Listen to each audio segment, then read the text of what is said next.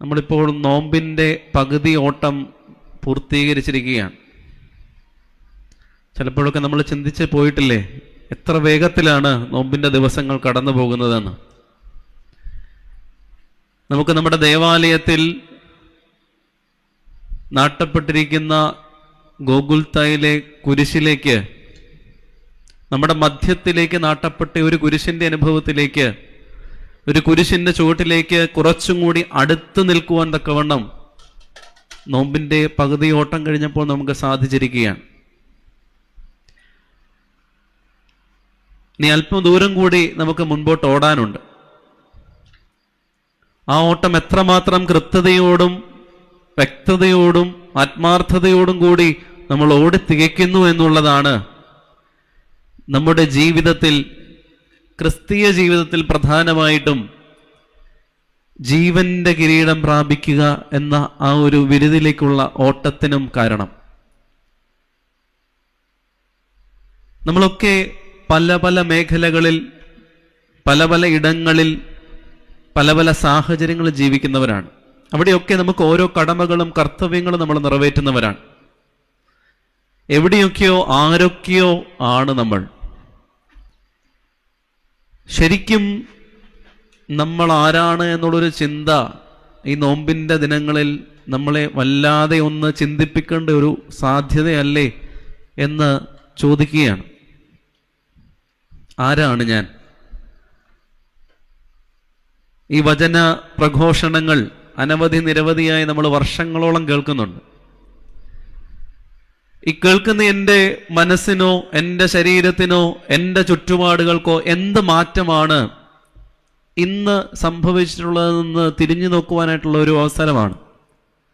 ഈ നോമ്പിൻ്റെ ആരംഭം മുതൽ പകുതി കഴിഞ്ഞിരിക്കുന്ന ഈ ഒരു സാഹചര്യത്തിലും ഇനിയും നമുക്ക് നമ്മളെ തന്നെ ഒന്ന് പരിശോധിക്കുവാൻ, നമ്മുടെ ജീവിത കാലയളവിൽ സംഭവിച്ചിട്ടുള്ള ഓരോ കാര്യങ്ങളെ പറ്റിയും ശോധന ചെയ്യുവാനും അതിനെപ്പറ്റി ചിന്തിക്കുവാനും, ചെയ്തത് ശരിയായിരുന്നോ തെറ്റായിരുന്നോ എന്നൊക്കെ ഒന്നുകൂടി ഒന്ന് പുനർചിന്തിക്കാനും ഒക്കെയുള്ളൊരവസരമാണിത്.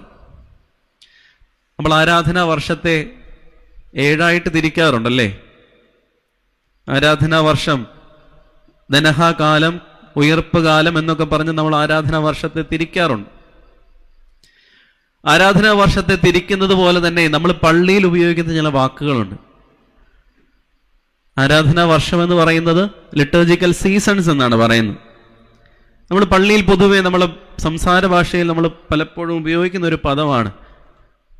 നമുക്ക് പള്ളിയിലൊക്കെ ഒത്തിരി പെരുന്നാളുണ്ട്. അപ്പോൾ പെരുന്നാളൊക്കെ വരുമ്പം ചിലർ പറയും ഇപ്പം പെരുന്നാളിൻ്റെ സീസണാണ്. ചിലപ്പോൾ ഒരു മരണം കഴിഞ്ഞ് തുടർച്ച കുറേ മരണങ്ങൾ വന്നു കഴിയുമ്പോൾ ഇപ്പം മരണത്തിൻ്റെ സീസണാണ്. അങ്ങനെ നോക്കിയാൽ ഇപ്പോൾ എന്ത് സീസണിലൂടെയാണ് നമ്മൾ കടന്നു പോകുന്നത്?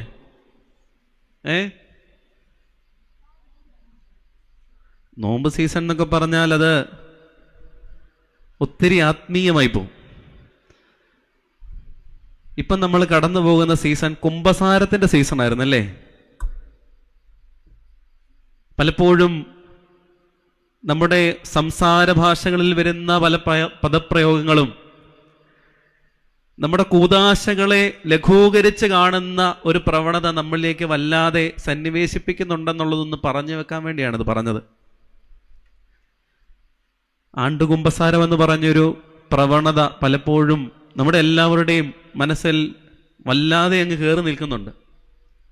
അതുകൊണ്ടാണ് പലപ്പോഴും അറിഞ്ഞോ അറിയാതെയോ നമ്മൾ ഈ കുംഭസാരത്തെ, ഒരു കൂദാശയെ, അത് അതിൻ്റേതായിട്ടുള്ള പ്രാധാന്യത്തിൽ കാണുന്നുണ്ടോ എന്നുള്ളത് ചിന്തിക്കുവാനായിട്ടുള്ള ഒരു സമയമാണിത്. എല്ലാവരും കുംഭസാരിച്ച് കഴിഞ്ഞു.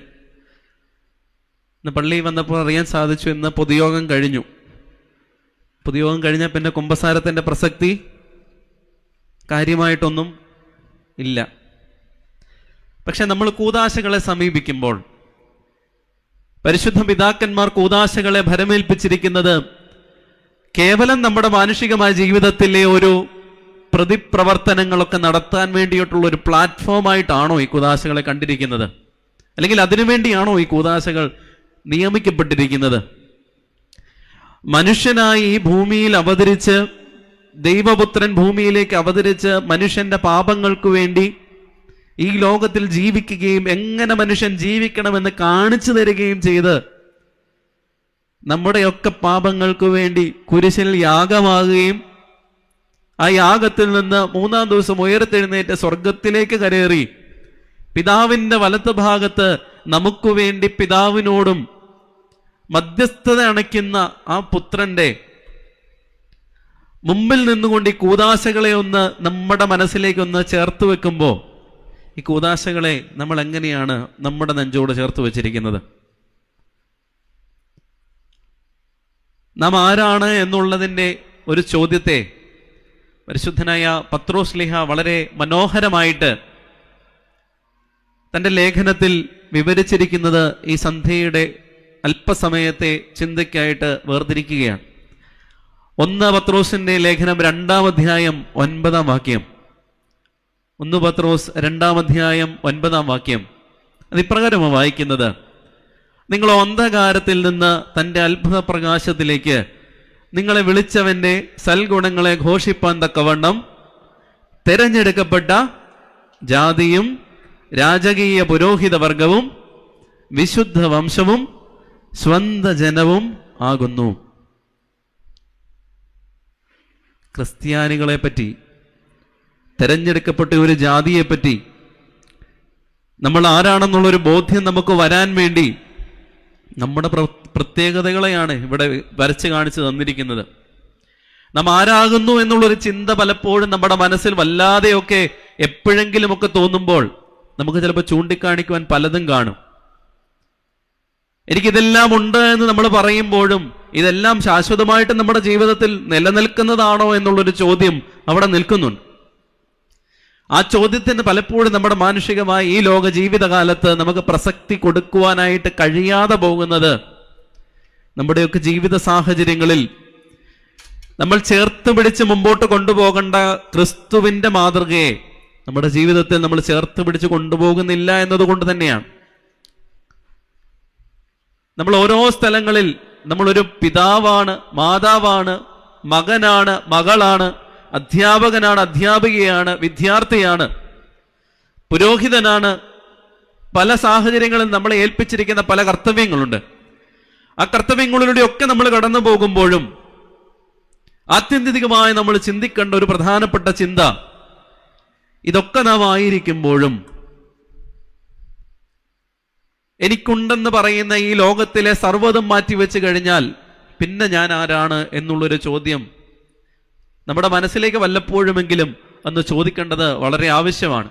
അത് ഈ ഒരു കാലത്തിൻ്റെ ഒരു അനിവാര്യതയാണ്. ഈ ലേഖനത്തെ നമ്മൾ കൂടുതലായിട്ടും ഡീറ്റെയിൽ ആയിട്ട് പരിശോധിച്ച് കഴിയുമ്പോൾ 1-ാം നൂറ്റാണ്ടിൽ ഏഷ്യ മൈനറിലെ ക്രിസ്തീയ സഭ അനുഭവിച്ചിരുന്ന പീഡകൾക്ക് പത്രോസ് ലീഹ അവരെ ധൈര്യപ്പെടുത്തുവാൻ തക്കവണ്ണം എഴുതിയ ഒരു ലേഖനമായിട്ടാണ് പിതാക്കന്മാർ പഠിപ്പിച്ചു തന്നിരിക്കുന്നത്. അവിടുത്തെ സഭാംഗങ്ങളെ ആ പ്രയാസങ്ങളെ എപ്രകാരം ഒന്ന് അതിജീവിക്കുവാൻ തക്കവണ്ണം സാധിക്കുമോ, ആ പ്രയാസങ്ങളിൽ നിൽക്കുന്ന സാഹചര്യത്തിലും ആ പ്രയാസങ്ങളെ സധൈര്യം നേരിടുവാൻ തക്കവണ്ണം നിങ്ങൾ ആരാണ് എന്നുള്ളൊരു ബോധവും നിങ്ങൾ എന്താണ് ചെയ്യേണ്ടതെന്നുള്ള കർത്തവ്യത്തെക്കുറിച്ചുള്ള ഒരു ധാരണയും കൊടുക്കുകയാണ് ശ്ലീഹ ഇവിടെ. അതുകൊണ്ട് തന്നെ ഈ ലേഖനത്തെ തീർത്ഥാടനത്തിന്റെ ലേഖനമെന്നും പ്രോത്സാഹനത്തിന്റെ ലേഖനമെന്നും ആത്മധൈര്യത്തിന്റെ ലേഖനമെന്നും ഒക്കെ പിതാക്കന്മാർ വിവക്ഷിക്കുന്നുണ്ട്. ക്രിസ്തീയ പ്രത്യാശ എന്താണെന്ന് കൂടുതലായിട്ട് നമുക്ക് മനസ്സിലാക്കുവാൻ തക്കവണ്ണം ശ്ലീഹയുടെ ഈ ലേഖനം മുഴുവൻ നമ്മൾ പരിശോധിച്ചു കഴിഞ്ഞാൽ നമുക്ക് മനസ്സിലാകും. എപ്രകാരം പീഡനത്തെ അവർ നേരിടണമെന്നും ആ കത്തിൽ ഉടനീളം ഉത്ബോധിപ്പിക്കുന്നുണ്ട്.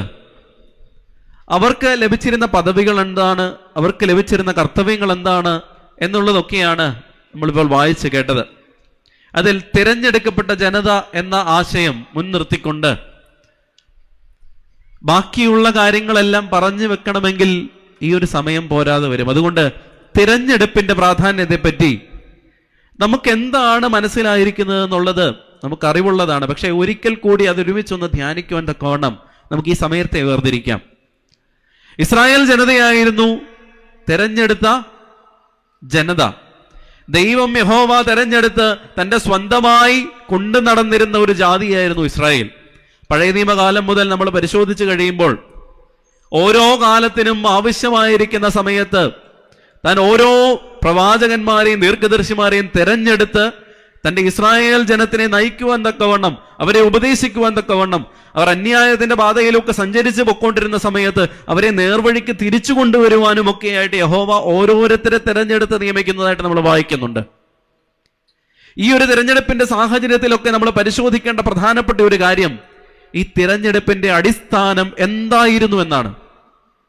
ഈ തിരഞ്ഞെടുപ്പിന്റെ അടിസ്ഥാനം എന്തായിരുന്നു? ഈ ലോകത്തിൽ അവർക്കുണ്ടായിരുന്ന ധനമോ മഹത്വമോ മാനമോ അവരുടെ കുടുംബ പാരമ്പര്യങ്ങളോ ഒന്നും ആയിരുന്നില്ല അവരെ തിരഞ്ഞെടുക്കുവാൻ യഹോവയെ പ്രേരിപ്പിച്ചത്. അവർ ബലഹീനതയുള്ള മനുഷ്യരായിരുന്നു. മനുഷ്യൻ ബലഹീനതയുള്ളവനാണ് എന്ന് നമുക്ക് എല്ലാവർക്കും ബോധ്യമുണ്ട്. അതുകൊണ്ട് നമ്മൾ പറയാറുണ്ടല്ലോ, ആരാ പാപമില്ലാത്ത ഒരുവൻ മാത്രമേ ഉള്ളൂ. അതാരാണ്? ആരാണ്? ആരാ? ക്രിസ്തുവാണ്. പലപ്പോഴും വിശുദ്ധ കുംഭസാരത്തിന്റെ സാഹചര്യങ്ങളെയൊക്കെ വീണ്ടും ഒന്ന് പരിശോധിക്കുമ്പോൾ നമ്മുടെ മനസ്സിലോട്ട് നമ്മൾ പാപം ചെയ്തു എന്നുള്ളൊരു തോന്നൽ പലപ്പോഴും വരാറില്ല. പാപങ്ങളുടെ പട്ടിക എന്ന് പറയുന്ന വലിയൊരു പട്ടിക നമ്മൾ വായിച്ചു നോക്കി കഴിയുമ്പോഴും കൊലപാതകമൊന്നും ചെയ്തിട്ടില്ലാത്തതുകൊണ്ട് കൂടുതലൊന്നും പറയാൻ ആവശ്യമില്ല എന്ന് നമ്മൾ നമ്മളെ തന്നെ ധരിപ്പിക്കുകയാണ്. പ്രത്യേകിച്ചൊന്നും പറയാനില്ലാത്ത ഒരു സാഹചര്യം. എന്തുകൊണ്ടാണ് നമുക്ക് ആ പാപത്തെപ്പറ്റി ഒരു ബോധമില്ലാത്തതെന്ന് ചോദിച്ചു കഴിഞ്ഞാൽ പാപം എന്താണെന്ന് കൂടുതലായിട്ട് നമുക്ക് മനസ്സിലാക്കുവാനായിട്ട് കഴിഞ്ഞിട്ടില്ല എന്നുള്ളതാണ് സത്യം. വേദപുസ്തകത്തിൽ പാപത്തെ പറ്റി എന്താ പറയുന്നേ? മോഹം ഗർഭം ധരിച്ച് പാപത്തെ പ്രസവിക്കുന്നു. മോഹമില്ലാത്ത മനുഷ്യരുണ്ടോ? എന്തിനെങ്കിലും മോഹിക്കാതെ ഈ ലോകത്തിൽ ജീവിക്കുക എന്ന് പറയുന്നത് വളരെ പ്രയാസമുള്ള കാര്യമാണ്. കുഞ്ഞുനാളിൽ തുടങ്ങിയ ആ മോഹത്തിന്റെ ഒരു ലാഞ്ചന നമ്മുടെ ജീവിതത്തിൽ തുടങ്ങുന്നതാണ്. ഓരോ കാര്യം നമ്മൾ ആഗ്രഹിക്കാറില്ലേ? അത് കിട്ടിയിരുന്നെങ്കിൽ എന്ന് നമ്മൾ ചിന്തിക്കാറില്ലേ? മറ്റുള്ളവർക്കുള്ള കാര്യങ്ങൾ കാണുമ്പോൾ ചിലപ്പം അതും കൂടെ എനിക്ക് ഉണ്ടായിരുന്നെങ്കിൽ എന്ന് ചിന്തിക്കാറില്ലേ? ഈ മോഹമാണ് വളർന്ന് വളർന്ന് നമ്മളുടെ ജീവിത സാഹചര്യങ്ങൾ മുമ്പോട്ട് പോകുമ്പോൾ ഈ മോഹവും നമ്മുടെ കൂടെ വളർന്നു വരും. നമ്മൾ ജനിച്ചു വീഴുന്ന ഭവനത്തിന്റെ അന്തരീക്ഷം വളരെ ചെറുതാണ്. ആ ഒരു അന്തരീക്ഷത്തിൽ നമ്മൾ കാണുന്ന സാഹചര്യങ്ങളും വളരെ ചെറുതാണ്. പക്ഷെ ആ ഒരു ഭവനാന്തരീക്ഷത്തിൽ നിന്നും നമ്മൾ പുറത്തേക്ക് ഇറങ്ങുമ്പോൾ, അനന്തവിശാലമായി ഈ ലോകത്തിലേക്ക് നമ്മൾ ഇറങ്ങുമ്പോൾ നമ്മളെ മോഹിപ്പിക്കുവാനായിട്ട് ഒട്ടനവധി കാര്യങ്ങൾ ഈ സമൂഹത്തിൽ ഉണ്ട്.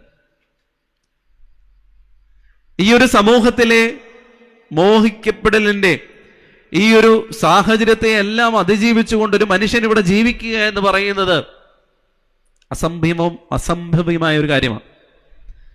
അല്ലെങ്കിൽ അത്രമേൽ നമ്മൾ പ്രാർത്ഥനയിലും ഉപവാസത്തിലും നോമ്പിലും ദൃഢതയുള്ളവരായി സന്യാസ പിതാക്കന്മാരൊക്കെ ജീവിച്ചതുപോലെ ഒരു വേറിട്ട ജീവിതമൊക്കെ ജീവിക്കുന്നവരാകണം. അപ്പൊ നമ്മളൊക്കെ പാപികളല്ലേ? ചോദിച്ചാൽ പറയും നമ്മളെല്ലാവരും പാപികളാണ്. പക്ഷെ പാപം ചെയ്തിട്ടുണ്ടോ എന്ന് ചോദിച്ചാൽ പാപം ചെയ്തിട്ടില്ല. അതെങ്ങനെയാ ശരിയാകുന്നേ?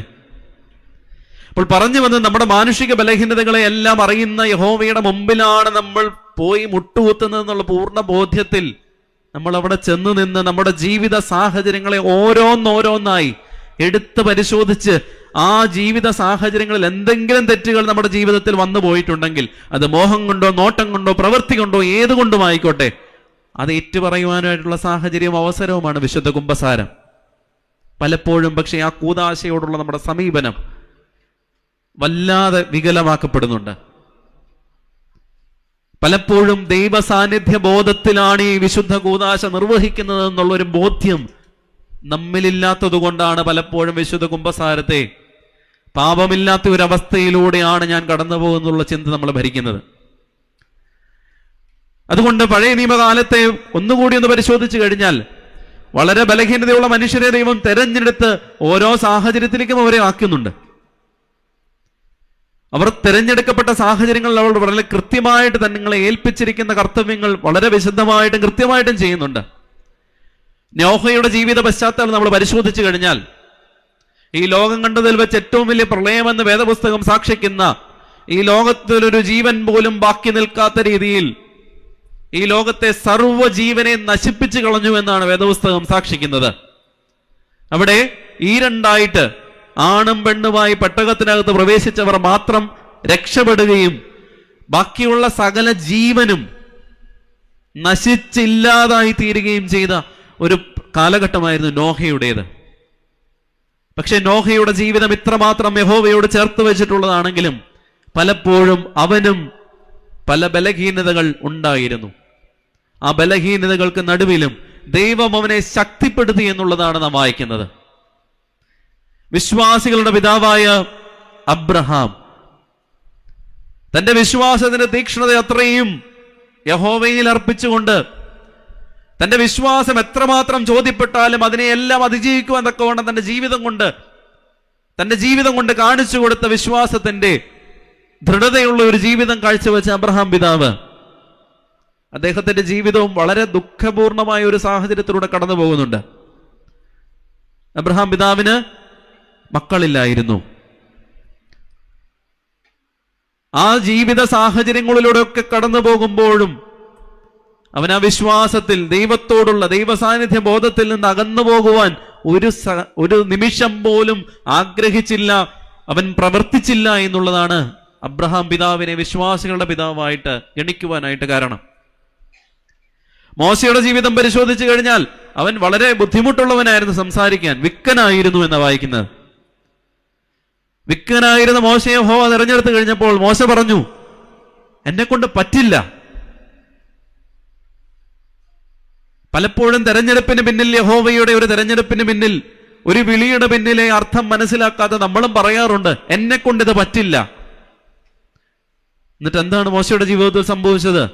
രാജാവിന്റെ അടുത്ത് പോയി തന്നെ ഏൽപ്പിച്ചിരിക്കുന്ന കാര്യങ്ങളെല്ലാം വളരെ ഭംഗിയായിട്ട് നിർവഹിക്കുമെന്നൊക്കെ വേണ്ട മോശയ്ക്ക് സാധിച്ചു.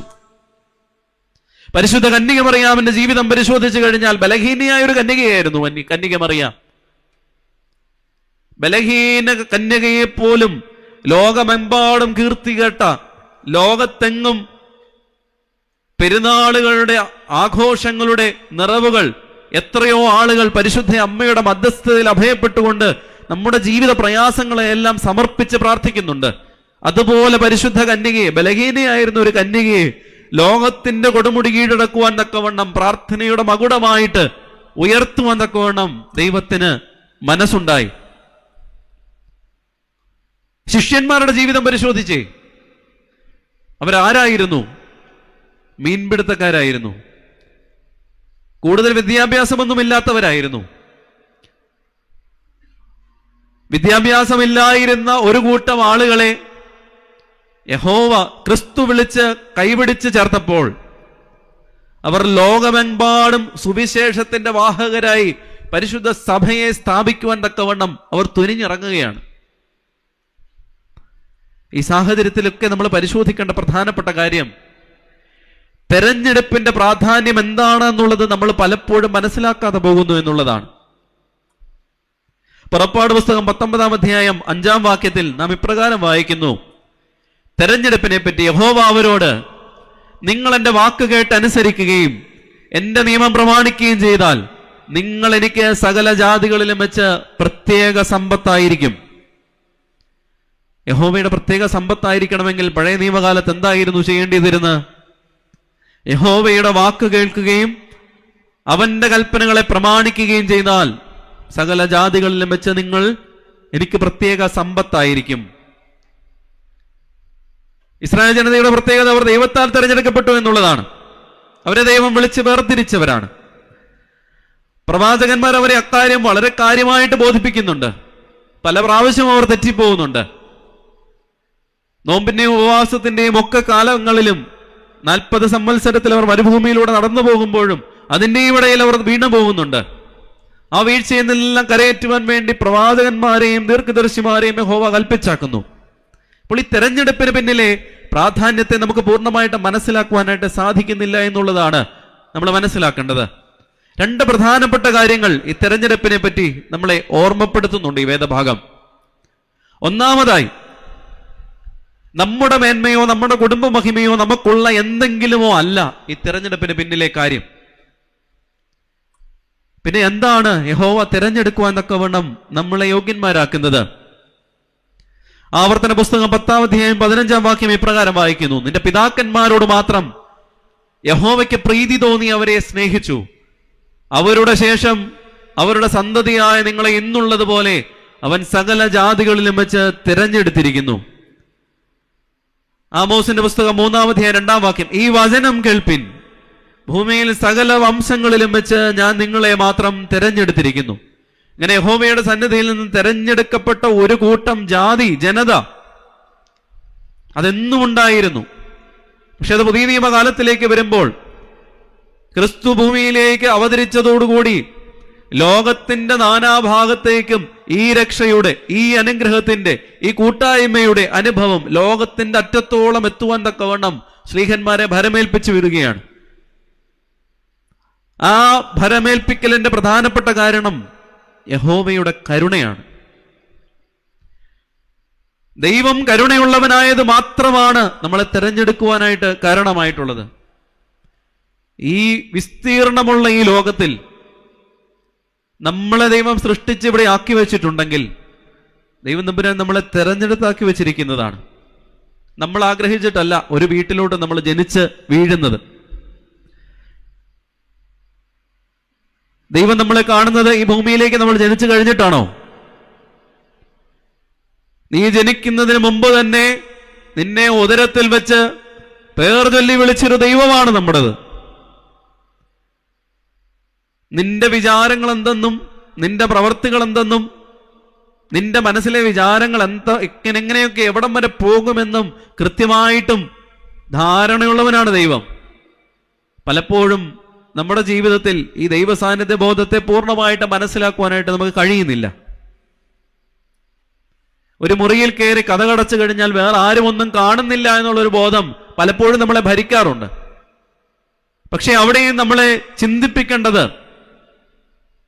പരിശുദ്ധ മാമോദീസയുടെ കൂദാശയിലൂടെ നമ്മിൽ ഏൽപ്പിക്കപ്പെട്ടിരിക്കുന്ന, നമ്മിൽ ബലമേൽപ്പിച്ചിരിക്കുന്ന പരിശുദ്ധാത്മാവിന്റെ നൽവരം, പരിശുദ്ധാത്മാവിന്റെ ആവാസം, വിശുദ്ധ മൂറോൻ പരിശുദ്ധ റൂഹായുടെ അടയാളമാണ്. ആ പരിശുദ്ധ മൂറോൻ നമ്മുടെ ശരീരത്തിലേക്ക് പൂശപ്പെടുമ്പോൾ ആ പൂശുന്നത് ക്രിസ്തുവിനോട് നമ്മളെ ഒട്ടിച്ചു ചേർക്കുന്ന പശയായിട്ടാണ് പരിശുദ്ധ മൂറോൻ കാണേണ്ടത്. ക്രിസ്തു നമ്മുടെ ജീവിതത്തിൽ അത്രമാത്രം അടുത്തു കൂട്ടായി നിൽക്കുന്നുണ്ട്.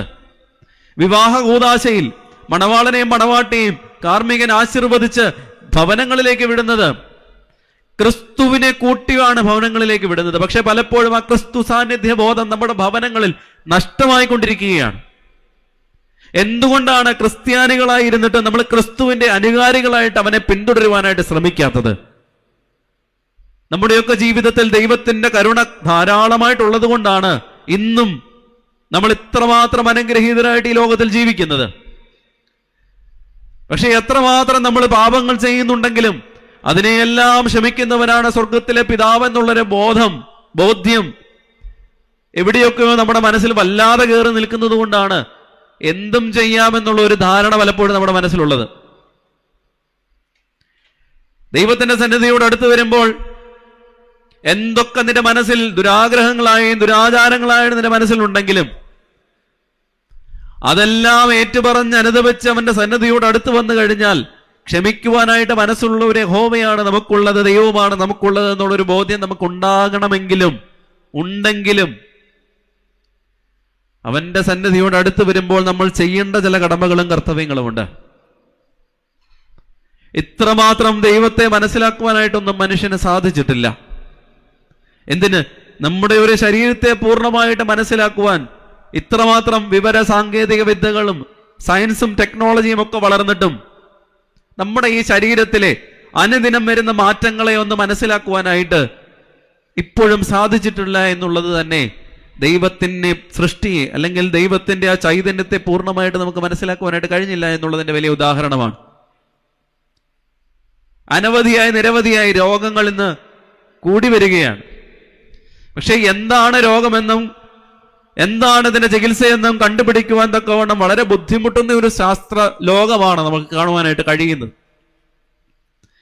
പണ്ട് പരീക്ഷണങ്ങൾ നടത്തിക്കൊണ്ടിരുന്നത് മൃഗങ്ങളിലാണ്, മരുന്നുകളുടെ.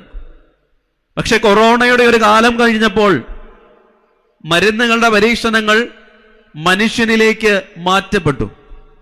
മനുഷ്യന്റെ ശരീരത്തിന്റെ വില അവൻ തന്നെ നശിപ്പിച്ചുകൊണ്ടിരിക്കുന്ന ഒരു കാലഘട്ടത്തിലാണ് നമ്മൾ ജീവിക്കുന്നത്. പലപ്പോഴും ഈ ശരീരത്തിന്റെ പ്രാധാന്യത്തെയോ ഈ ശരീരത്തിന്റെ വിലയെ പറ്റിയോ നമ്മൾ ഒട്ടുമൊന്നും അധികമായിട്ട് നമ്മൾ വിചാരിക്കാറേയില്ല. ഈ ശരീരം ദൈവത്തിന്റെ ദാനമാണെന്നുള്ളൊരു ബോധം എപ്പോഴെങ്കിലും നമ്മുടെ മനസ്സിലുണ്ടാകുമോ? പലപ്പോഴും സങ്കടങ്ങളുടെ അനുഭവത്തിൽ ദൈവത്തോട് കൂടുതൽ ചേർന്നിരിക്കാൻ നമ്മൾ എല്ലാവരും ശ്രമിക്കാറുണ്ട്. പക്ഷെ സന്തോഷങ്ങളുടെ അനുഭവത്തിൽ ഇതിൽ നിന്നെല്ലാം കരയേറി ദൈവത്തിന്റെ സന്നിധിയോട് അടുത്ത് ചെന്ന് അതിനൊരു നന്ദി പറയുവാൻ തക്കവണ്ണം നമുക്ക് ആർക്കെങ്കിലും കഴിഞ്ഞിട്ടുണ്ടോ? ക്രിസ്തുവിനത് നല്ല ബോധ്യമുള്ളത് കൊണ്ടാണ് അവൻ സൗഖ്യമാക്കി 10 പേരെ വിട്ടെങ്കിലും ഒരുവൻ തിരിച്ചു വന്നപ്പോൾ ബാക്കിയുള്ളവരെന്ത് ചെയ്യാന്ന് അവൻ ചോദിക്കുവാനുള്ള കാരണം അത് തന്നെയാണ്. വേദപുസ്തകം ഉടനീളം പരിശോധിച്ചു കഴിഞ്ഞാൽ നമ്മുടെ ജീവിത സാഹചര്യങ്ങളെല്ലാം ആ വേദപുസ്തകത്തിൽ കൃത്യമായിട്ടും എഴുതി വെച്ചിട്ടുണ്ട്. എത്രമാത്രം നമ്മൾ ദൈവസന്നിധിയിൽ താഴ്മയുള്ളവരായി നന്ദിയുള്ളവരായി നമ്മൾ ജീവിക്കേണ്ടതിന്റെ ആവശ്യകത എന്താണെന്നുള്ളത് വേദപുസ്തകത്തിൽ എഴുതി വെച്ചിട്ടുണ്ട്. പക്ഷെ പലപ്പോഴും നമ്മൾ ധ്യാനങ്ങൾ പലതും കേൾക്കുന്നുണ്ട്. ആ ഇരിക്കുന്ന സമയത്ത് നമ്മുടെ മനസ്സിൽ പല പാപബോധങ്ങളും ഉയർന്നു വരുമെങ്കിലും ഈ ഒരു പന്തലിന്റെ ആ ഒരു അന്തരീക്ഷം മാറിക്കഴിയുമ്പോൾ, ഈ ഒരു പന്തലിന്റെ വെളിയിലേക്ക് പോയി കഴിയുമ്പോൾ, അല്ലെങ്കിൽ ഒരു പള്ളിയുടെ ആത്മീയ പരിസരങ്ങളിൽ നിന്ന് വെളിയിലേക്ക് മാറിക്കഴിയുമ്പോൾ, നമ്മൾ സമൂഹത്തിലേക്ക് മാറ്റപ്പെട്ട് അതിനോട് കൂടെ ആയിരിക്കുമ്പോൾ പലപ്പോഴും നമ്മൾ കേട്ട വചനങ്ങളൊന്നും നമ്മൾ കൂടുതലൊന്നും നമ്മുടെ മനസ്സിലേക്ക് എടുക്കാറില്ല. പലപ്പോഴും തൈലാഭിഷേക ശുശ്രൂഷയെ പറ്റി ഒരു മിഥ്യാധാരണ, മിസ്കൺസെപ്ഷൻ നമ്മുടെ എല്ലാവരുടെയും മനസ്സിലുണ്ട്. എന്താണത്? അന്ത്യകൂദാശയാണെന്ന്. കഴിഞ്ഞിടയ്ക്ക് ഒരാളുമായി സംസാരിച്ചു കഴിഞ്ഞപ്പോൾ അദ്ദേഹവുമായിട്ട് സംസാരിച്ചപ്പോൾ അദ്ദേഹം പറഞ്ഞത്, തൈലാഭിഷേക കൂദാശ സ്വീകരിച്ചു കഴിഞ്ഞാൽ പിന്നെ മരിച്ചോണം അല്ലേ? തൈലാഭിഷേകം മരിക്കുന്നതിന് മുമ്പ് കൊടുക്കുന്ന കൂദാശയാണെന്നാണ് പൊതുവെയുള്ള ഒരു വെപ്പ്. പക്ഷെ കൂദാശകളുടെ സമീപനത്തെ വീണ്ടും ഇവിടെ ഒന്നുകൂടി ഓർമ്മിപ്പിക്കുകയാണ്. തൈലാഭിഷേക ശുശ്രൂഷ നടത്തുന്നത്, കൂദാശ നടത്തുന്നത് നമ്മുടെ ശരീരത്തിന്റെയും മനസ്സിന്റെയും ആത്മാവിന്റെയും സൗഖ്യത്തിനായി നടത്തുന്ന കൂദാശയാണ് തൈലാഭിഷേകം. അദ്ദേഹം കൂട്ടിച്ചേർത്തത് ഒരു കാര്യം കൂടെ പറഞ്ഞു. അച്ഛാ, ഇതെനിക്കറിയാം, പക്ഷേ ഈ ഒരു കൂദാശ ഞാനോ എൻ്റെ വീട്ടിലുള്ള ആരെങ്കിലുമോ സ്വീകരിച്ചാൽ, അത് മറ്റുള്ളവർ കണ്ടാൽ അവരതിനെ എങ്ങനെ വ്യാഖ്യാനിക്കും? മറ്റുള്ളവരെ കണ്ടിട്ട് നമ്മൾ ജീവിക്കുവാൻ പോയാൽ ഈ ലോകത്തിൽ നമ്മുടെ ജീവിതം എങ്ങനെയായി തീരണമെന്ന് മറ്റുള്ളവർ എഴുതേണ്ടി വരും. ഈ വേദപുസ്തകത്തിൽ നമ്മൾ വായിക്കുന്ന ഒരു ക്രിസ്തുവുണ്ട്. ഈ ക്രിസ്തുവിന്റെ പിന്നാലെ സഞ്ചരിക്കുന്നവരായിട്ടുള്ള നാം ഓരോരുത്തർക്കും ക്രിസ്തുവിനെ പിൻപറ്റി ജീവിക്കുവാനാണ് നമ്മൾ ആഗ്രഹിക്കുന്നതെന്നുണ്ടെങ്കിൽ, ക്രിസ്തുവിനും ചിലപ്പോൾ ഇങ്ങനെയുള്ളൊരു വിചാരം മനസ്സിൽ വന്നെങ്കിൽ നാം ആഘോഷിക്കാൻ പോകുന്ന ദുഃഖവെള്ളി എന്നുണ്ടാകുമായിരുന്നോ? ദൈവ സാന്നിധ്യബോധത്തെ പൂർണ്ണമായിട്ടും തന്റെ മനസ്സിലേക്ക് സന്നിവേശിപ്പിച്ചിട്ടാണ് ക്രിസ്തു ഈ ലോക ജീവിതകാലത്ത് മുഴുവൻ സഞ്ചരിച്ചത്.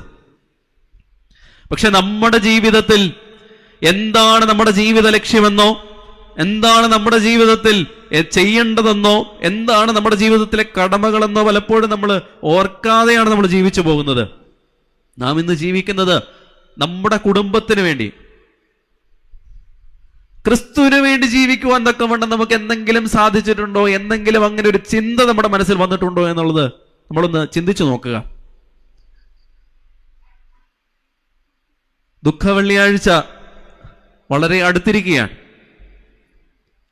പള്ളിയുടെ 2 സൈഡിലും പന്തലൊക്കെ ഇട്ട് ആളുകൾ അനവധിയായി ക്രിസ്തുവിനെ കുരിശിക്കാനും കബറടക്കാനും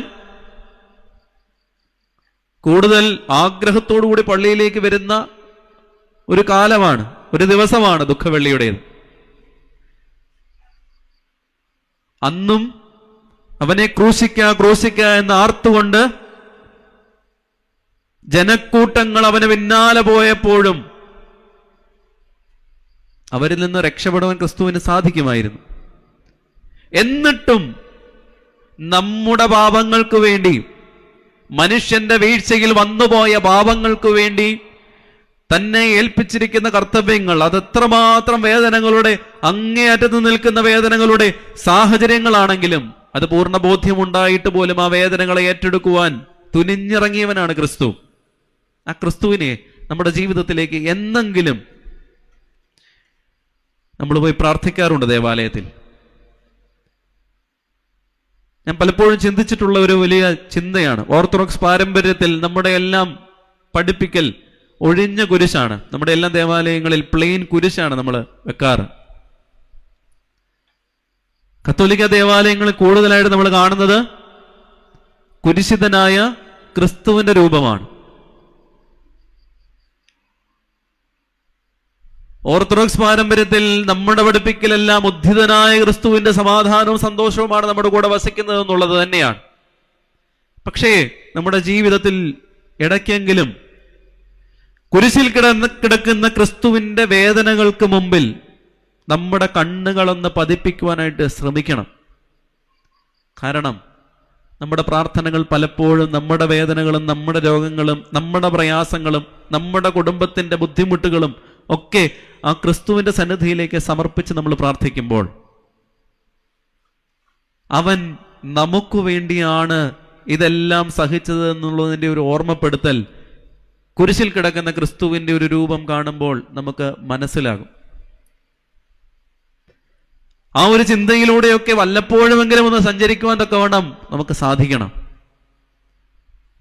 നമ്മുടെയൊക്കെ ജീവിതത്തിൽ എത്രമാത്രം പ്രയാസങ്ങളുടെ അനുഭവങ്ങളിലൂടെ നമ്മൾ കടന്നു പോകേണ്ടി വന്നാലും ഈ ഒരു പ്രയാസങ്ങളുടെ അനുഭവത്തെ എല്ലാം കൃത്യമായിട്ടും വ്യക്തമായിട്ടും നമുക്ക് അതിജീവിക്കുവാനായിട്ട് സാധിക്കുമെന്നുള്ളത് ക്രിസ്തു തന്നെ നമുക്ക് കാണിച്ചു തന്നിട്ടുള്ള വസ്തുതയാണ്.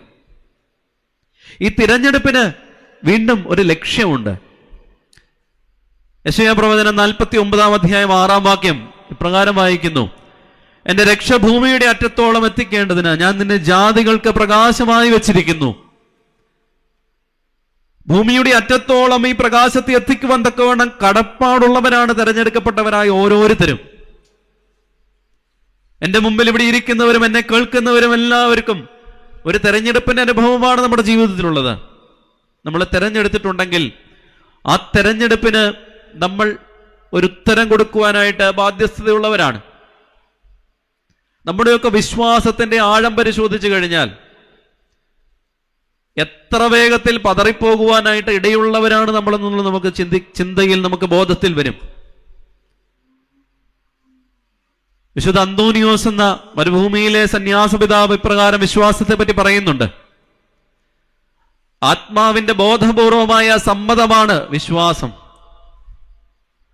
യഥാർത്ഥ വിശ്വാസം പുലർത്തുന്ന ആത്മാവ് എല്ലാത്തിന്റെയും ദൈവത്തെ പൂർണ്ണമായി അറിയുന്നു. യഥാർത്ഥ വിശ്വാസം എന്നാൽ ദൈവത്തെ അനുസരിക്കുക എന്നുള്ളതാണ്.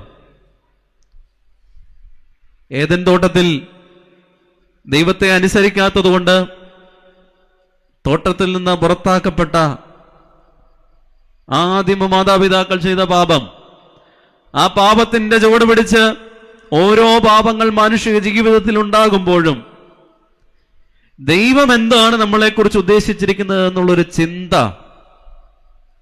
നോമ്പും ഉപവാസത്തിന്റെയും പ്രാർത്ഥനയുടെയും വിശുദ്ധ കുർബാന അനുഭവത്തിന്റെയും എല്ലാ മധ്യത്തിലൂടെ നമ്മൾ കടന്നു പോകുമ്പോൾ നമുക്കുണ്ടാകേണ്ടത് വളരെ ആവശ്യമാണ്. വ്യക്തികളായും സമൂഹങ്ങളായും സഭയായും ഒക്കെ നമ്മളെ തെരഞ്ഞെടുത്തിരിക്കുന്നത് നമ്മുടെ ജീവിതത്തിന് സമൂലമായൊരു പരിവർത്തനത്തിന്റെ ഒരു സാഹചര്യം ഉണ്ടാകാൻ വേണ്ടിയാണ്. അതുകൊണ്ടാണ് വലിയ തിരുമേനി പറഞ്ഞിട്ടുണ്ട്, മതപരിവർത്തനമല്ല ആവശ്യം, പിന്നെയോ മനപരിവർത്തനമാണ് ആവശ്യം. മതം പരിവർത്തനം ചെയ്ത് നമ്മളെ ഒരു കൂട്ടം ആളുകളെ കൂടെ നമ്മുടെ കൂടെ ചേർത്തത് കൊണ്ട് യാതൊരു പ്രയോജനവുമില്ല. പക്ഷേ അവിടെ നമ്മുടെ മനസ്സിന് ഒരു പരിവർത്തനത്തിന്റെ അനുഭവത്തിലൂടെ കടന്നു പോകുവാനായിട്ട് കഴിയുന്നില്ലെങ്കിൽ, എന്തെല്ലാം പരിവർത്തനത്തിന്റെ സാഹചര്യങ്ങളിലൂടെ നമ്മൾ കടന്നുപോയാലും, എന്തെല്ലാം വചന ശുശ്രൂഷയിലൂടെ നമ്മൾ കടന്നുപോയാലും നമുക്ക് പ്രത്യേകിച്ച് നമ്മുടെ ജീവിതത്തിന് പ്രയോജനമോ അർത്ഥമോ ഒന്നും കണ്ടെത്തുവാനായിട്ട് കഴിയുകയില്ല. നമ്മുടെ എല്ലാവരുടെയും കയ്യിലുള്ള മൊബൈൽ ഫോൺ, ഇന്ന് ശാസ്ത്ര സാങ്കേതിക വിദ്യകളൊക്കെ ഒത്തിരി പുരോഗമിച്ച് മുമ്പോട്ട് പോകുമ്പോഴും നമുക്ക് അനവധി പ്രസംഗങ്ങൾ കേൾക്കാൻ, ധ്യാനങ്ങൾ കേൾക്കാൻ, വിശുദ്ധ കുർബാനകൾ കേൾക്കാൻ ഒക്കെ സാഹചര്യങ്ങളുണ്ട്. പക്ഷെ ഈ കയ്യിലിരിക്കുന്ന മൊബൈൽ ഫോണിലൂടെ ഇതെന്തെങ്കിലും ഉപയോഗപ്പെടുത്തുവാനായിട്ട് എപ്പോഴെങ്കിലും ശ്രമിച്ചിട്ടുണ്ടോ? കത്തോലിക്ക സഭയിലെ വളരെ റീസെന്റ് ആയിട്ടുള്ള ഒരു വിശുദ്ധനാണ് കാർലോ അക്കുട്ടിസ്. അദ്ദേഹം വളരെ ചെറിയ പ്രായത്തിൽ തന്നെ ഇഹലോകവാസം വെടിഞ്ഞ ഒരു വിശുദ്ധന്റെ ഗണത്തിലേക്ക് ഉയർത്തപ്പെട്ട വ്യക്തിയാണ്. വിശുദ്ധ കുർബാനയെ വളരെ ആത്മാർത്ഥമായിട്ടും തന്റെ സ്വന്തമായും തന്റെ ശരീരത്തോട് ചേർത്ത് പിടിച്ച് ജീവിച്ച ഒരു വിശുദ്ധ വ്യക്തിയായിരുന്നു കാർലോ അക്കുട്ടിസ്. അദ്ദേഹത്തിന്റെ പ്രത്യേകതകളായിട്ട് വിശുദ്ധനായിട്ട് പ്രഖ്യാപിക്കുന്നതിന് മുമ്പ് ഒട്ടനവധി ക്രൈറ്റീരിയകളുണ്ട്. ഓരോ ക്വാളിഫിക്കേഷൻസ്. നമ്മളൊരു ജോലി കിട്ടണമെന്നുണ്ടെങ്കിൽ നമ്മുടെ ക്വാളിഫിക്കേഷൻസ് നമ്മൾ സബ്മിറ്റ് ചെയ്യണം. അതിനനുസരിച്ചായിരിക്കും നമുക്കൊരു ജോലി കിട്ടുന്നത്, അല്ലേ? എന്ന് പറഞ്ഞതുപോലെ ഒരു വിശുദ്ധിയുടെ പടവിനെ കയറണമെന്നുണ്ടെങ്കിൽ കത്തോലിക്ക സഭയിലും ഒട്ടനവധി ക്രൈറ്റീരിയാസ് ഉണ്ട്. ക്രൈറ്റീരിയാസ് എല്ലാം മീറ്റ് ചെയ്ത് കഴിഞ്ഞു, അദ്ദേഹത്തെ വിശുദ്ധനായിട്ട് പ്രഖ്യാപിച്ചു.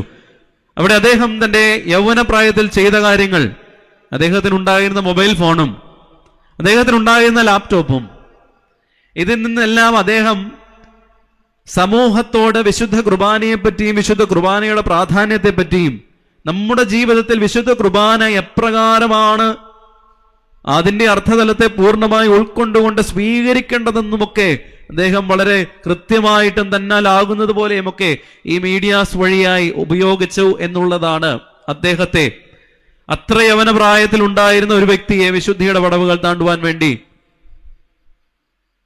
ആ സഭ ഒരുക്കിയതും പ്രഖ്യാപിച്ചതും. നമ്മുടെയൊക്കെ ജീവിതത്തിലും വിശുദ്ധിയുടെ പടവുകൾ താണ്ടുവാനുള്ള സാഹചര്യങ്ങൾ അനവധിയുണ്ട്. സൃഷ്ടികർമ്മം നടത്തിയ ദൈവം അവിടെ പ്രത്യേകമായിട്ട് എടുത്തു പറയുന്ന ഒരു കാര്യമുണ്ട്. സൃഷ്ടിച്ചപ്പോൾ എന്താ പറഞ്ഞത്? മനുഷ്യനെ ദൈവത്തെക്കാൾ അല്പം മാത്രം താഴ്ത്തി. ദൈവത്തെ പോലെയല്ല, ദൈവത്തെ പോലെയാകാനുള്ള മനുഷ്യന്റെ വ്യഗ്രതകൾ ദൈവത്തെക്കാൾ അല്പം മാത്രം താഴ്ത്തി ദൈവം ഉണ്ടാക്കിയതിന്റെ സാഹചര്യങ്ങളൊക്കെ ഇന്നത്തെ ലോകത്തെ പരിശോധിച്ചു കഴിഞ്ഞാൽ ദൈവം നമ്മളെ സൃഷ്ടിച്ചവനാണെന്നുള്ളതിന്റെ ആ ഒരു അർത്ഥത്തെ പൂർണ്ണമായിട്ട് നമുക്ക് മനസ്സിലാക്കുവാനായിട്ട് കഴിയും. കാരണം ദൈവത്തെ പോലെ സൃഷ്ടിച്ചിരുന്നെങ്കിൽ ഇന്ന് ദൈവത്തിന്റെ ആ ഒരു സങ്കല്പത്തെ മനുഷ്യൻ എപ്രകാരം വിവക്ഷിക്കുമായിരുന്നു.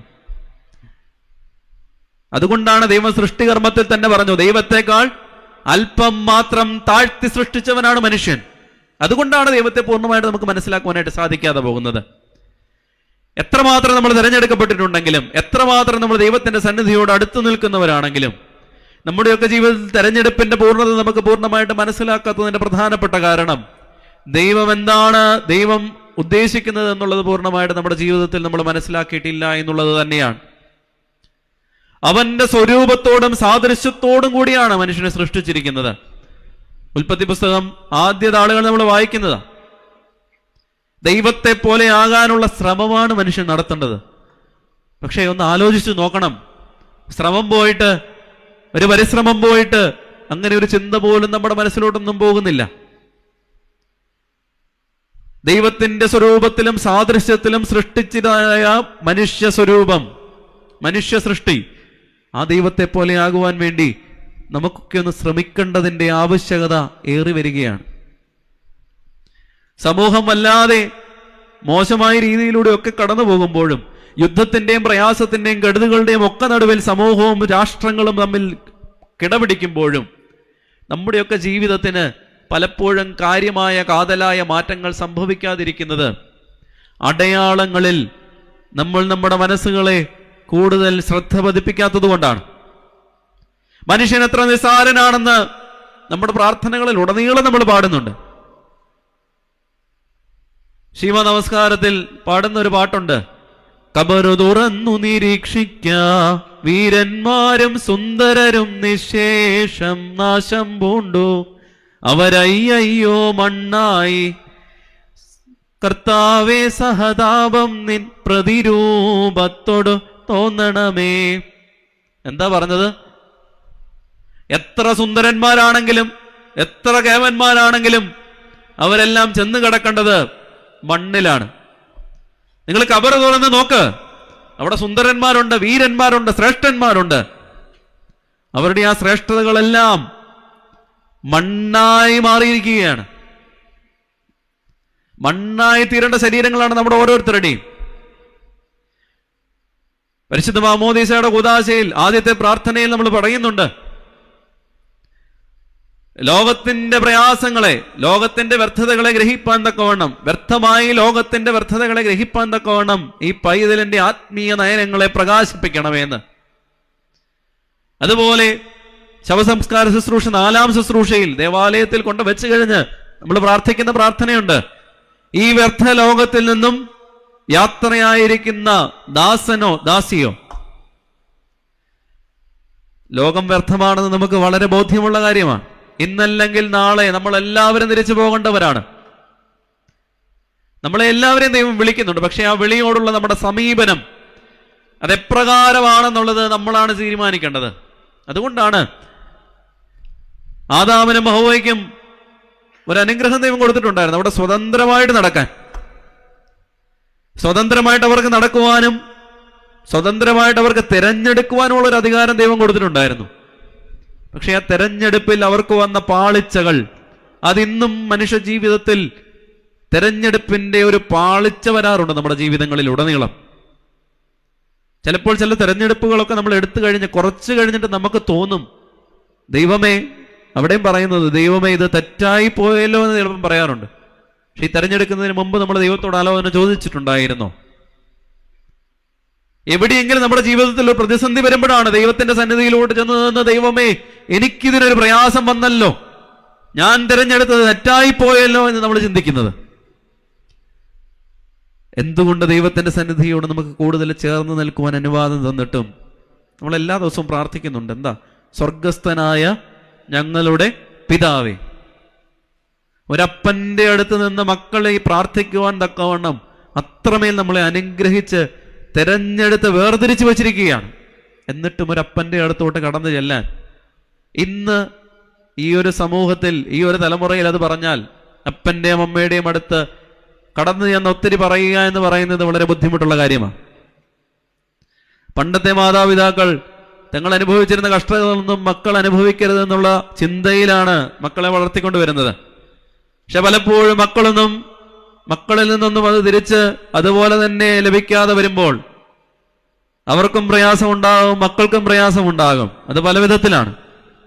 തലമുറകളുടെ വ്യത്യാസങ്ങളിൽ വരുന്ന മാറ്റങ്ങൾ, നമ്മുടെ പൂർവികർ അനുഭവിച്ച യാതനകളും പ്രയാസങ്ങളുടെയും അംശമൊന്നും നമ്മൾ അനുഭവിക്കുന്നില്ല.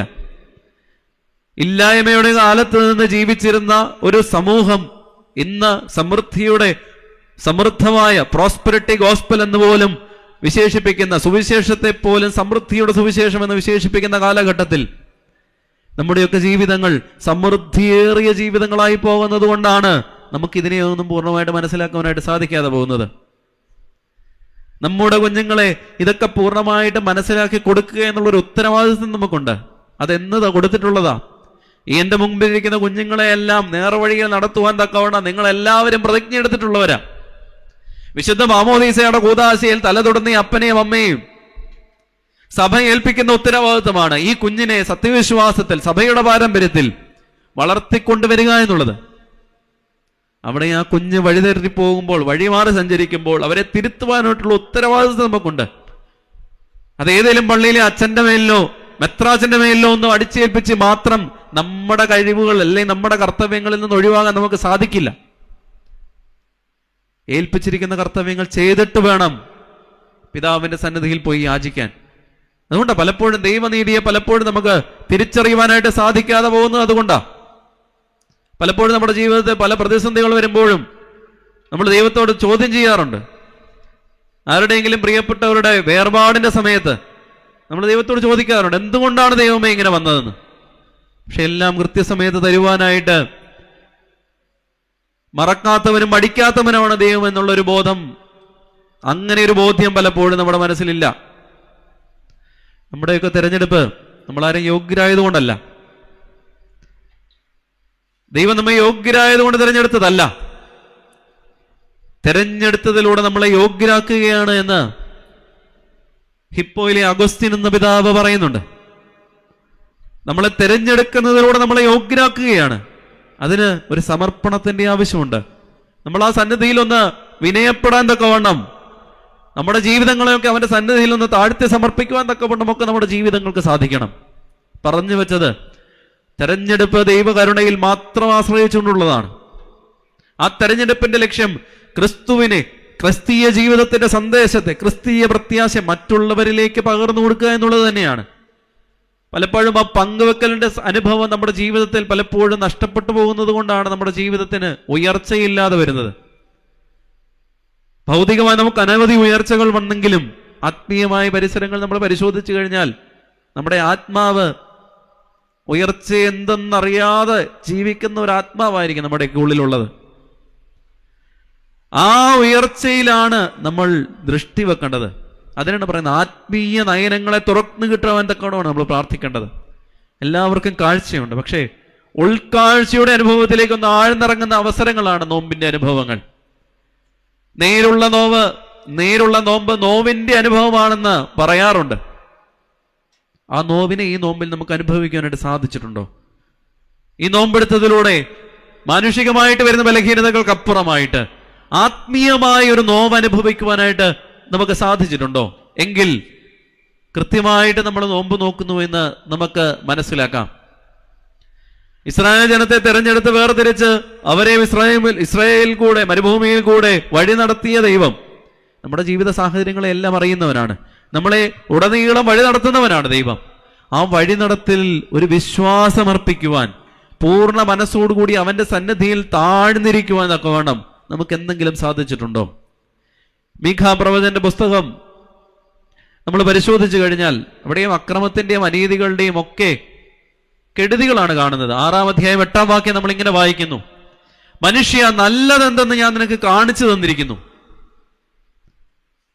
എന്താണ് നല്ലതെന്ന് പറഞ്ഞു വെക്കുകയാണ്. ന്യായം പ്രവർത്തിക്കുവാനും ദയാതൽപരനായിരിക്കുവാനും നിന്റെ ദൈവത്തിന്റെ സന്നിധിയിൽ താഴ്മയോടെ നടപ്പാനുമല്ലാതെ എന്താകുന്നു യഹോവ നിന്നോട് ചോദിക്കുന്നത്? മീഖാ പ്രവചനം 6-ാം അധ്യായം 8-ാം വാക്യം. ഇന്നത്തെ ദിവസത്തിന്റെ ചിന്തയിൽ തെരഞ്ഞെടുപ്പ് എന്താണെന്നും, എന്താണ് തിരഞ്ഞെടുക്കപ്പെടുന്നതിന്റെ ഉദ്ദേശമെന്നും, എന്തുകൊണ്ടാണ് നമ്മളെ തിരഞ്ഞെടുക്കുന്നതെന്നും, എന്താണ് തിരഞ്ഞെടുപ്പിന്റെ ലക്ഷ്യമെന്നും, തിരഞ്ഞെടുത്തിട്ടുണ്ടെങ്കിൽ അതെന്തിനു വേണ്ടിയാണെന്നുമുള്ള ഒരു ചിന്തയാണ് പങ്കുവെക്കുവാൻ ശ്രമിച്ചത്. നമ്മുടെയൊക്കെ ജീവിതം വളരെ നൈമിഷികമാണ്. ഇന്ന് കാണുന്നവർ നാളെ കാണണമെന്ന് യാതൊരു ഉറപ്പുമില്ല. അതെല്ലാം ദൈവ സാന്നിധ്യത്തിൽ അടിയുറച്ചാണ് നടക്കാറ്. ഇങ്ങനെയുള്ള സാഹചര്യങ്ങളിലൊക്കെ ദൈവത്തിന്റെ നീതിയെ കൂടുതലായിട്ട് മനസ്സിലാക്കുന്ന ജീവിതങ്ങളായി നമുക്ക് പരിണമിക്കുവാൻ തക്കവണ്ണം നമ്മുടെ പ്രാർത്ഥനയുടെ പരിസരങ്ങളും നമ്മുടെ പ്രാർത്ഥനയുടെ അന്തരീക്ഷങ്ങളും ഒക്കെ മാറ്റപ്പെടുവാൻ തക്കവണ്ണം നമുക്ക് ആത്മാർത്ഥമായിട്ടൊന്ന് പ്രാർത്ഥിക്കാം. ആ പ്രാർത്ഥന ദൈവസന്നിധിയിൽ കേൾക്കപ്പെടുമെന്നുള്ളത് നിശ്ചയമാണ്. ആ ഒരു ജീവിത സാഹചര്യത്തിലേക്ക് ഉയരുവാൻ തക്കവണ്ണം നമ്മളായിരിക്കുന്ന സാഹചര്യത്തിൽ നിന്ന് ഒരു പടിയെങ്കിലും ഈ നോമ്പിന്റെ അനുഭവത്തിലൂടെ ഉയരുവാൻ തക്കവണ്ണം പ്രത്യാശയോടുകൂടി കുരിശിന്റെ ഉത്ഥാന പെരുന്നാളിലേക്ക് നമ്മൾ കടന്നു പോകുമ്പോൾ, ക്രിസ്തുവിന്റെ ഉത്ഥാന പെരുന്നാളിലേക്ക് കടന്നു പോകുവാനായിട്ട് നമ്മൾ ശ്രമിക്കുമ്പോൾ ആ ആത്മീയ ഉയർച്ച, ആ ആത്മീയ വെളിപാട്, ആ ആത്മീയ വളർച്ച നമുക്ക് സാധ്യമാകുവാൻ തക്കവണ്ണം പരിശുദ്ധാത്മാവ് നമ്മെ കൂടുതലായിട്ട് വഴി നടത്തുവാൻ തക്കവണ്ണം നമുക്ക് ഒരുമിച്ച് പ്രാർത്ഥിക്കാം. അതിനനുസരിച്ച് നമ്മുടെ ജീവിത ക്രമീകരണങ്ങളെ ഒരിക്കൽ കൂടി ഒന്ന് ചിട്ടപ്പെടുത്തുവാൻ തക്കവണ്ണം നമ്മുടെ ജീവിത സാഹചര്യങ്ങളെയെല്ലാം നമുക്കും ഒരിക്കൽ കൂടി പരുവപ്പെടുത്തലിന്റെ അനുഭവത്തിലൂടെ കടത്തിവിടാം. ഒരു വാക്കുകൂടെ പറഞ്ഞ് എൻ്റെ വാക്കുകളെ അവസാനിപ്പിക്കുകയാണ്. ഭാഗ്യസ്മരണാർഹനായ മലബാർ ഭദ്രാസനത്തിന്റെ തെയോഫിലോസ് തിരുമേനി ക്യാൻസർ ബാധിതനായിട്ട് അനവധി വർഷങ്ങൾ ജീവിച്ച ഒരു വ്യക്തിയായിരുന്നു. അഭിയുന്ന പിതാവ് തൻ്റെ ജീവിത സാഹചര്യങ്ങളിലെല്ലാം, തൻ്റെ ഈ രോഗം മോചിക്കുന്ന അവസരങ്ങളിലെല്ലാം അദ്ദേഹം കുർബാനയോട് വളരെയധികം ആധിപത്യവും സ്നേഹവും ഒക്കെ പ്രകടിപ്പിച്ച ഒരു പിതാവാണ്. ആ പിതാവ് തൻ്റെ ക്യാൻസറിനെ കണ്ട ഒരു കാഴ്ചപ്പാട്, ക്യാൻസറിന്റെ ആ വേദനകളും ആ പ്രയാസങ്ങളുടെയും അപ്പുറത്തായിട്ട് ആ പിതാവ് ക്യാൻസറിനെ നിർവചിച്ചത് ക്യാൻ ഷെയർ എന്നാണ്. നമ്മുടെ ജീവിതത്തിലെ പ്രശ്നങ്ങൾ, പ്രതിസന്ധികൾ, പ്രയാസങ്ങൾ എന്തുമായിക്കൊള്ളട്ടെ, നമ്മൾ എപ്രകാരം അതിനെയൊക്കെ കാണുന്നു എന്നുള്ളതിനനുസരിച്ചിരിക്കും ആ പ്രയാസങ്ങളെ നമ്മൾ അതിജീവിക്കുന്നത്. ആ അതിജീവിക്കുവാനുള്ള ശക്തി നമുക്ക് ലഭിക്കുന്നത് നമ്മുടെ പ്രാർത്ഥനയിലൂടെയും ആത്മാർത്ഥമായ ദൈവസന്നിധിയിൽ ന്യായതൽപരരായിട്ട് ദയവാനായിട്ട് താഴ്മയോടെ ദൈവസന്നിധിയിൽ താണിരിക്കുമ്പോൾ, നീതിയോടുകൂടി നമ്മൾ നടക്കുമ്പോൾ, പല പല അമ്പുകളും നമ്മുടെ ജീവിതത്തിലേക്ക് വന്നെന്നിരിക്കും. കുമ്പസാരത്തിൽ അല്ലെ തൈലാഭിഷേക ശുശ്രൂഷയിൽ മറ്റുള്ളവരെന്ത് വിചാരിക്കുമെന്ന് നമ്മൾ ഉദ്ദേശിച്ച് നമുക്ക് ദൈവസന്നിധിയിൽ നിന്നും പ്രാപിക്കുവാനുള്ള ഒരു അനുഗ്രഹം നമ്മൾ തന്നെ വേണ്ട എന്ന് വെക്കുകയാണ്. ഡോക്ടർമാര് വെന്റിലേറ്ററിൽ കിടക്കുന്ന ഒരു പേഷ്യന്റ് ആകുമ്പോഴാണ് പറയുന്നത്, നിങ്ങൾ അറിയിക്കേണ്ടവരെയൊക്കെ അറിയിച്ചു. അപ്പോഴേക്കും അച്ഛനെ വിളിക്കാൻ പോകും തൈലാഭിഷേകം കൊടുക്കാൻ. തൈലാഭിഷേകം കൊടുക്കേണ്ട സമയം അവിടെയല്ല. എന്ത് രോഗവും ആരംഭത്തിൽ അറിയുന്നു, ആ രോഗത്തിന്റെ ആരംഭത്തിൽ തന്നെ നമ്മൾ ഏറ്റുവാങ്ങേണ്ട കൂദാശയാണ് തൈലാഭിഷേക ശുശ്രൂഷ. അതൊരിക്കൽ കൂടി എടുത്തു പറഞ്ഞത്, അങ്ങനെ ഒരു ധാരണ മാറുവാൻ അത് നമ്മളെല്ലാവരും വിചാരിച്ചാലേ അത് മാറുകയുള്ളൂ. ആ ഒരു വിചാരം നമ്മുടെ മനസ്സിലേക്ക് തുടർന്നു പോകുന്ന കുറെ പരമ്പരാഗത രീതികളിലൂടെ മാത്രം നമ്മൾ നടന്നുപോയാൽ ഇനിയും കുറെ കഷ്ടാനുഭവ ആഴ്ചകളും കുറെ നോമ്പുകളും ഒക്കെ നമ്മൾ എടുത്തു എന്ന് വരും. സമൂലമായ നമ്മുടെ ജീവിതത്തിൽ ഒരു മാറ്റവും വരാറില്ല. പക്ഷെ നമ്മുടെ മക്കൾ, അവർ നോക്കുമ്പോൾ മാതാപിതാക്കൾ ദേവാലയങ്ങളിലേക്ക് പോകുന്നുണ്ട്, പക്ഷേ കാര്യമായ മാറ്റമൊന്നും അവരിൽ സംഭവിക്കുന്നില്ല. പിന്നെ എന്തിനാണ് ഞാൻ ദേവാലയത്തിലേക്ക് പോകുന്നു എന്നുള്ളൊരു ചിന്ത സ്വാഭാവികമായിട്ടും അവരിലേക്കും കടന്നു ചെല്ലും. അതുകൊണ്ട് നമ്മുടെ ജീവിതങ്ങളാവണം മറ്റുള്ളവർക്ക് മാതൃക. ആ മാതൃക കണ്ട് മറ്റുള്ളവർ ക്രിസ്തുവിലേക്ക് അടുത്തു വരുവാൻ തക്കവണ്ണം നമ്മുടെ ജീവിതങ്ങൾ അത്രമേൽ മാതൃകയുള്ളതാകണം.